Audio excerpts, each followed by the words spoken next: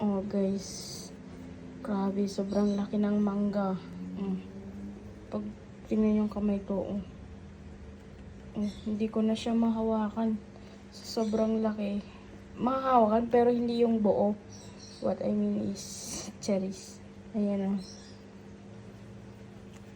Ito yung sweet mango dito na parang pinikoy.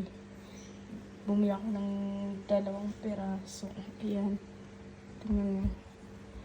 Oh. Malutong pa yan guys. Diba? Bumili ako ng 2. Hindi na siya ay hala, ano to? Sana hindi to para yung sa pagkahulog niya,